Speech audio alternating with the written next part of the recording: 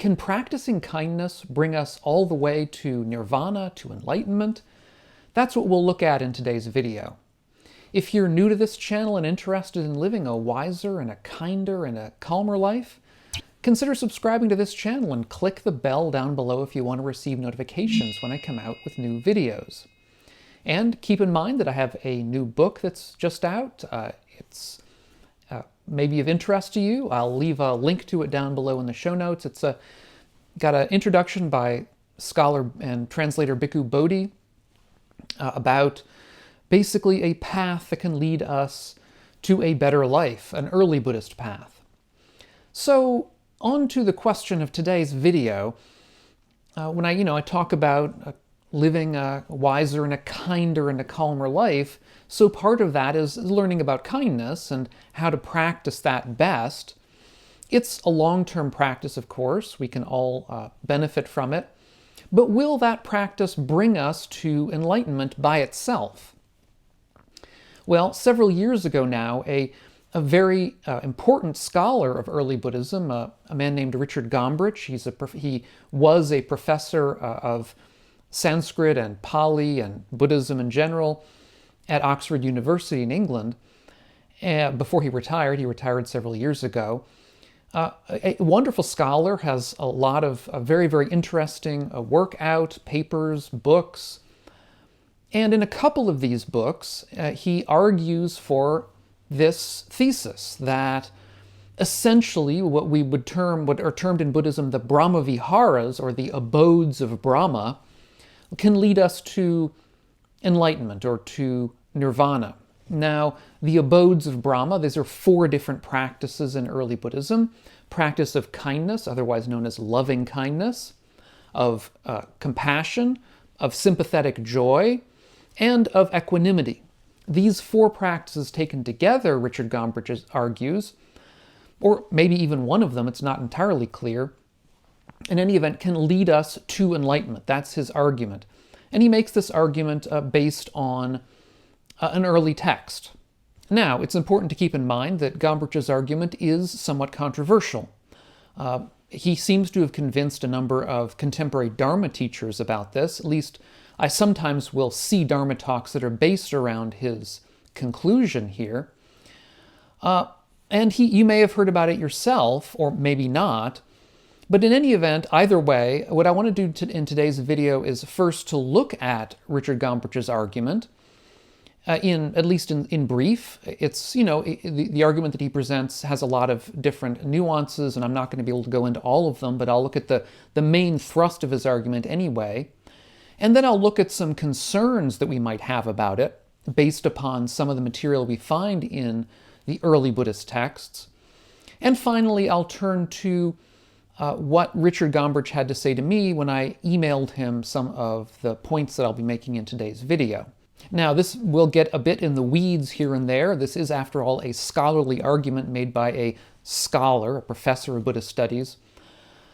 I find it fascinating. I find the topic fascinating. If you're thinking that this is getting too much in the weeds for you, please let me know down in the notes, or if you like this kind of a deeper dive into scholarship, let me know that too. I'd be interested to know either way. I imagine that it's going to be, as they say, horses for courses. Some people are going to like it and some people not. In any event, that's always the way it is, isn't it? So, in any event, Richard Gombrich's argument turns on one particular sutta in the early tradition called the Tevijja Sutta, the sutta on the 3 knowledges. And in that sutta, the Buddha is presented with a couple of young Brahmins, Brahmin youths. These are boys, young men, who have been brought up in the Vedic Brahmin tradition and are looking for a way to reach a kind of unity with Brahman after they die, essentially to be with practices that will lead them to companionship with Brahma in the next life or after they die, which is, in that tradition, basically a way of understanding liberation. In other words, they're looking for a route to liberation. How do they become liberated from within that tradition? How do they gain this unity with this God? And the Buddha engages in a lengthy argument with them as to why these young Brahmins' teachers don't know what they're talking about. Basically, what the Buddha establishes is that Brahman, this either understood as a personal God or as a universal principle, it's difficult to say which, it's sort of one or the other. In this sutta, it's not really made clear, but in any event, that Brahma, however Brahma is understood, is without hatred. Brahma is without cruelty, without enmity. That Brahma is without corruption. That Brahma is basically a form of bliss. But the Buddha establishes the teachers of these youths do display hatred and anger. They do display enmity. They do display corruption in various respects. And so the Buddha says, how are these people who display features that are not Brahminic features, that are not the features of this Brahman that you want to join with, how are these teachers going to help you get there when they themselves clearly don't know the way? Because they themselves are not, their own behavior, their own mind does not reveal any knowledge of this, any true deep knowledge of this Brahman.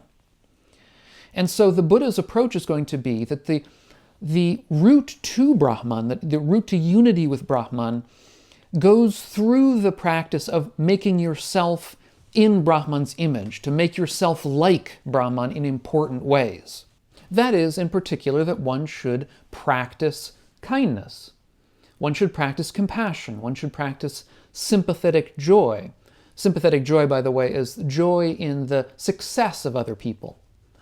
And one should practice equanimity. These are the 4 practices that come under the heading of the Brahma Viharas, or the abodes of Brahma. That is, these are the places in which Brahma lives, if you like. And they're understood that way from within the Buddhist tradition.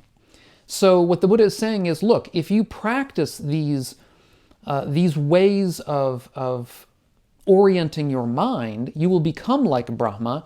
And if you become like Brahma, you will then be reborn with him. Or at least that's one way to look at it.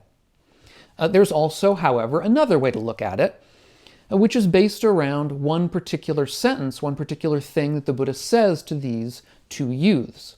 What he says is that when the liberation of the mind, and the Pali word here is cetovimutti, by kindness, compassion, sympathetic joy, and equanimity, has been developed and cultivated like this, any limited deeds they've done don't remain or persist there. Now, this last sentence here about limited deeds they've done don't remain or persist there, I'm not going to get into that. Basically, that's a discussion of karma, that somebody who acts out of kindness or compassion, any negative results that they incur are not really going to last very long because they've done it out of compassion. They've done it out of a pure mind.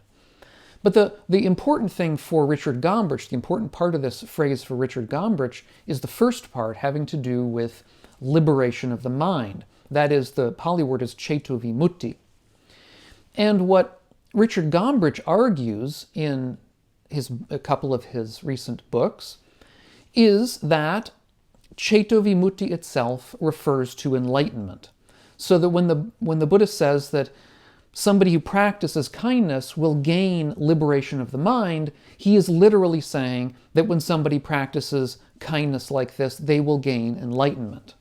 And that's even the case, even though, if we continue reading on in this sutta, the Tevijja Sutta, it goes on to say explicitly that somebody who practices in this way will, when the body breaks up after death, be reborn in the company of Brahma. Now, that kind of statement, that after death you'll be reborn in the company of Brahma, that would seem to indicate that what we're talking about here isn't enlightenment, it isn't nirvana. Because traditionally, somebody who becomes enlightened or reaches nirvana will not be reborn in any future life.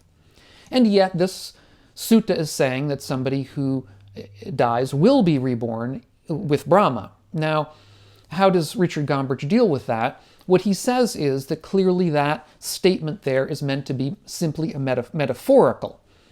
Essentially, that what the Buddha has already said is that you're going to gain true enlightenment, cetovimutti, this liberation of the mind, and this, therefore, this statement later on in the sutta that you'll be reborn with Brahma, that's just sort of a metaphorical way of putting the situation to these two young Brahmins to sort of make it more understandable to them, let's say put it on their terms.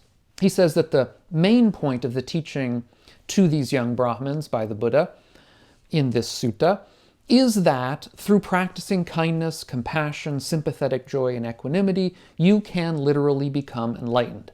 Okay, so now that I've explained the main thrust of Richard Gombrich's argument that that practices of kindness can lead us to nirvana, now let's turn to look to some potential counterarguments that might be made. Some reasons for believing that perhaps practicing the Brahmaviharas cannot lead us directly to enlightenment. The main problem that I see with Richard Gombrich's thesis here is that it seems to take this one passage, and indeed this one sutta, out of the context of all of the rest of the suttas and passages we find in both the Pali Canon and its other recensions, its other copies in other languages. In particular, there are a number of suttas which seem to be, roughly speaking, as old and genuine as this one, that, again, seem to claim pretty clearly that practice of the Brahmaviharas does not lead directly to enlightenment, that indeed enlightenment is a significantly higher goal than the goal of perfecting the Brahmaviharas, important though the Brahmaviharas may be. Now, I'm not going to look at all of them here because there are actually quite a number, but we can look at one at least. Perhaps the most pointed one of these suttas is a sutta where the Buddha's right-hand disciple, a man named Sariputta, who was considered sort of number one in wisdom, goes to talk to a Brahmin named Dhananjani. And Dhananjani is ill and dying, and so he wants a Dharma talk, and Sariputta provides him one, and they have a discussion. And during this discussion, it occurs to Sariputta that since Dhananjani is a Brahmin, he knows that the Brahmins are very devoted to Brahma, as we've just seen in this other sutta. And so, out of kindness, Sariputta decides, well, why don't I teach this Brahmin the route towards union with Brahma, in much the same way that the Buddha taught these two Brahmin youths. And so Sariputta teaches Dhananjani the Brahmaviharas. He teaches him a meditation on kindness, on compassion, on sympathetic joy, on equanimity. And then it's said that Dhananjani practices these and passes away after having, basically done the practice well. And when Sariputta then goes back to the Buddha and discusses this matter with the Buddha, at least in the Pali tradition, rebukes Sariputta. He says, "But Sariputta, after establishing Dhananjani in the inferior Brahma realm, why did you get up from your seat and leave while there was still more left to do?" That is to say, why didn't Sariputta lead Dhananjani all the way to enlightenment, or at least attempt to do so? Sariputta seems to have stopped a little bit too early, according to the Buddha. Now, in the Chinese version of this sutta, the Buddha does not rebuke Sariputta. He congratulates Sariputta for helping Dhananjani, but he also says that Sariputta could have gone farther. In other words, Sariputta had done a good job, but there was more left to be done. So in either of these recensions of this particular other sutta, we see pretty clearly that, indeed, the Brahmaviharas don't lead all the way to enlightenment. There are additionally a couple of other suttas where the Buddha discusses his past lives. And in those suttas, he talks about how when he was a king in a past life, he practiced the Brahma-viharas for a long period of time. He became expert in them, he became proficient in them, and he was reborn in the Brahma worlds. Now, obviously, he hadn't become enlightened in a past life, otherwise he would never have been reborn to be the Buddha. So that these other two suttas also establish that one can perfect the Brahma-viharas without becoming enlightened. And there's yet a further sutta in which a number of monastics, Buddhist monastics, go and meet with some non-Buddhist renunciants. As many of us will know, at the time in India, there were renunciants of many, many different traditions, all sort of. It was a time of ferment there, and there was all kinds of people meeting in the forests to discuss and debate different strategies and beliefs. And these non-Buddhist renunciants were talking to the monastics and saying, look, you guys practice the Brahma-viharas, but we've been practicing the Brahma-viharas in exactly the same way. And so they go through the way that they practice the Brahma-viharas. It's identical to the Buddhist way. And so these renunciants basically say to the monastics, so what's so good about your practice? Why is your practice any better? We're doing the same thing. And so the monastics leave, and they go back to the Buddha, and they discuss this with the Buddha. And the Buddha essentially agrees with these renunciants. He says, yes, we do practice the Brahma-viharas in the same way. And this, by the way, establishes, I think, at least gives some reason to believe that Brahma-vihara practice predates Buddhism, that it was something that was in the air at the time in India and practiced by many people of many different traditions. So the Buddha says, yes, we practice it the same way, but the people who practice their way don't get all the way to enlightenment, basically, because they don't add the other practices that are exclusive to the way that I teach, the Buddha himself teaches. Nowadays, we would call these practices perhaps insight practices, practices of gaining knowledge about non-self, about the nature of reality being, or nature of our experience being unsatisfactory in various ways, about change being everywhere and in all things. These are the kinds of practices and beliefs and strategies and viewpoints that are really exclusive to the Buddha's teaching.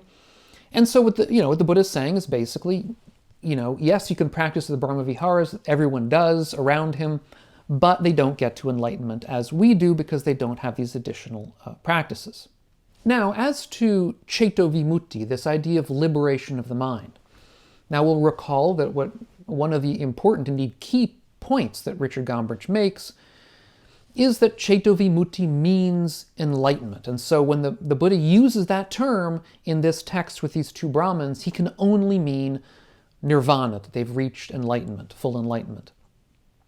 However, if we look to the broad number of early texts which once again appear more or less to be as early as the Tevijja Sutta, they don't seem to be any later, or at least there's no reason to believe that this has become corrupted in any way, or all of these texts have become corrupted. We find that in the early tradition there is a pretty clear distinction between various kinds of liberation of the mind, or cetovimutti is the Pali term. There's basically temporary liberation of the mind, and there's permanent liberation of the mind, and nirvana is permanent liberation of the mind. To take one example out of several, in one early text there is a monastic named Godika, and Godika says that he keeps experiencing cetovimutti, this liberation of the mind, but keeps falling away from it. So he'll experience it, he'll fall away from it, he'll experience it again, and he'll fall away from it, and eventually, after a period of time, he becomes despondent and commits suicide. Now, I'm not going to discuss the suicide element of that. I discussed parts of this in a prior video of mine, which I'll leave a link to down in the notes. The important thing here, however, for this discussion today, is that Godika experienced cetovimutti, or liberation of the mind, but did not become enlightened. So, what that establishes is that cetovimutti sometimes means something temporary. And indeed, in many early texts, we find this concept that we can reach a kind of temporary liberation of the mind through deep meditative absorption, states such as the jhanas.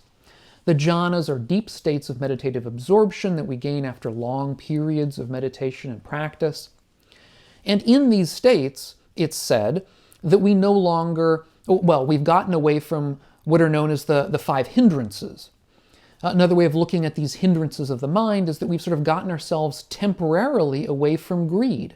We've gotten ourselves temporarily away from hatred and temporarily away from delusion. So in that respect, having gotten ourselves away from greed, hatred, and delusion, we can see ourselves as liberated in the mind, but only temporarily, only so long as we're in that jhanic state. Once we come out of the state, then we've fallen back into our normal life. And if nothing else happens, we'll just be back, we can be back with our normal hatreds and greeds as before. And indeed, the Brahmaviharas themselves, these practices of kindness and compassion and so on, are traditionally seen as ways to get to jhana. So we can actually practice a kindness practice that is deep enough that it will get us to be absorbed within that emotional state of kindness. Or it will lead us simply on to the jhanas themselves, depending on how we interpret it. But in any event, certainly practices of kindness and compassion, these obviously get us away from hatred. They're going to get us away from greed. We're going to stop being greedy for things insofar as we've suffused our mind with states of kindness and compassion and sympathetic joy, which is to say joy in the happiness or in the fact that our neighbor has bought a new car. We can be joyful about that without being greedy, so we're getting ourselves away from greed. We're getting ourselves away from delusions in various respects.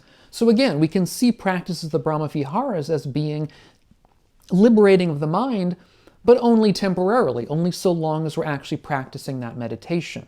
Now, another very eminent scholar of the early tradition, a professor named Richard Gethin, in a review of Gombrich's book, also pointed out a different way of, shall we say, being a little bit confused by this thesis of Richard Gombrich. What Richard Gethin said was, if, as Gombrich claims, the teaching that love and compassion can be salvific for the person who cultivates those feelings to the highest pitch, if that was such a crucial part of what the Buddha taught, it remains something of a puzzle that he should have chosen to reveal this principally to Brahmin outsiders and in terms that were obscure to his own followers.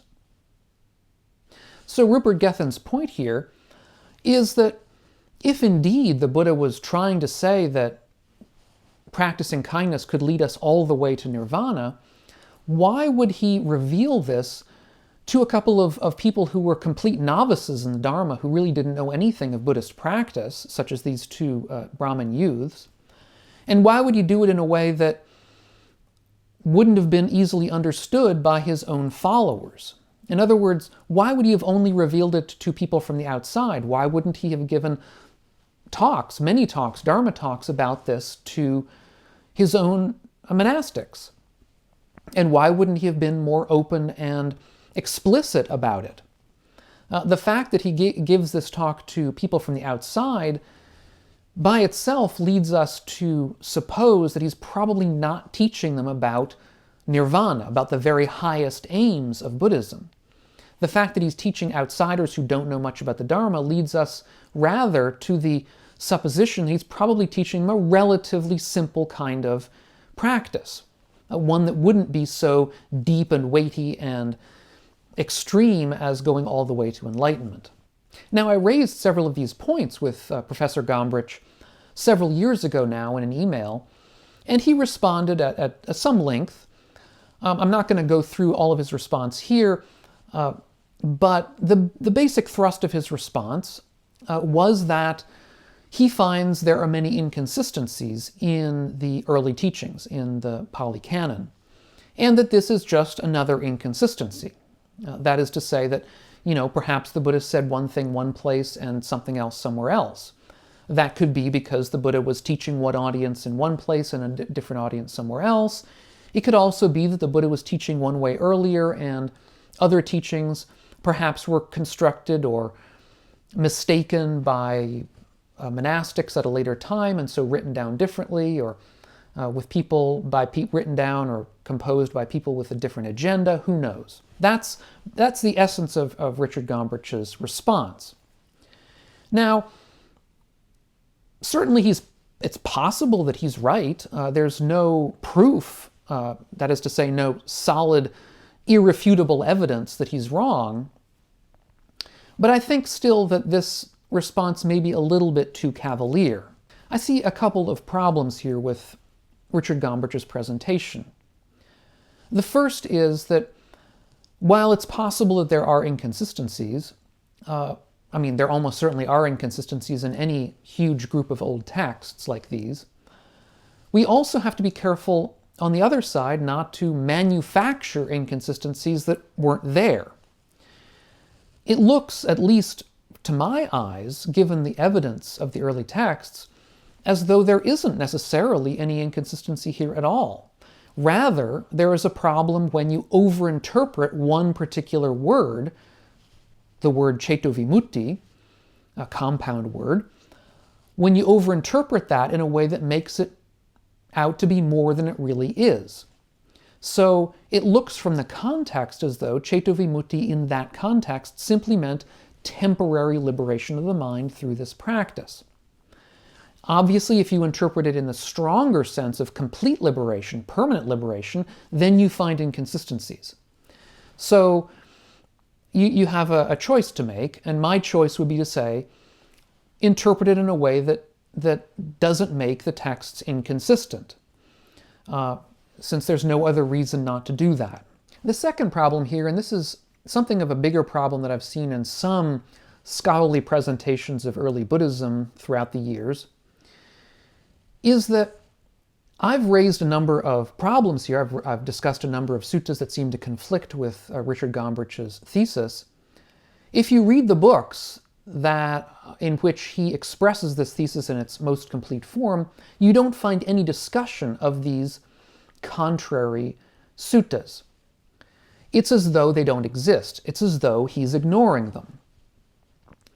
Now, that might not be such a big problem if you are a scholar with a deep knowledge of the early tradition and, as a result, have these suttas in mind to some extent anyway.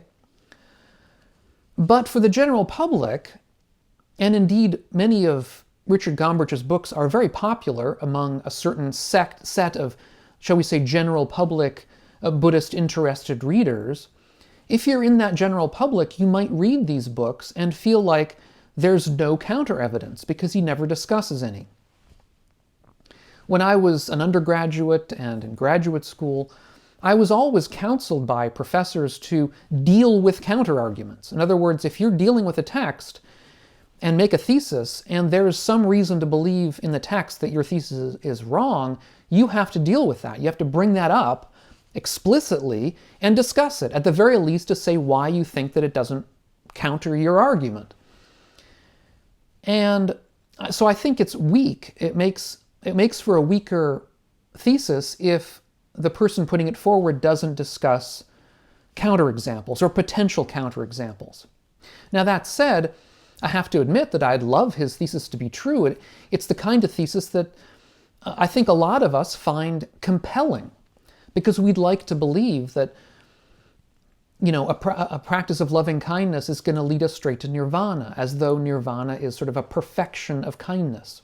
And in a way it can be seen as that, but only in a way.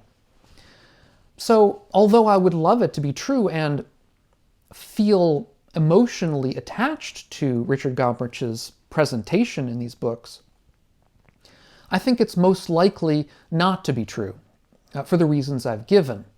That said, I don't want anyone to get the idea that because of this, somehow the practices of the Brahmaviharas are unimportant.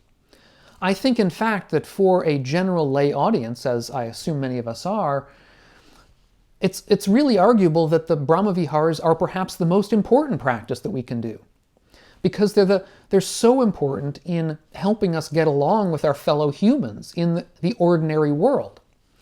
As lay people, we're constantly pushing up against other people in our jobs, in our families, in our daily lives, and without practices such as those of kindness and compassion and sympathetic joy to overcome jealousy and so on, without these practices, we're going to have trouble, I think, getting really deeper in the Dharma. So what I would recommend is a focus on the Brahma Viharas, whether or not they lead to liberation directly. And I did a series of videos, a playlist on the Brahma Viharas, and I'll leave a link to it up here on the screen if you haven't seen it, or if you should see it again, if you'd like to see it again and refresh your memory. If you're getting something out of these videos of mine, consider taking a look over at my Patreon page and helping out the channel. We could use your help. Thanks so much, and we'll catch you on the next one. And meanwhile, all of you, be well.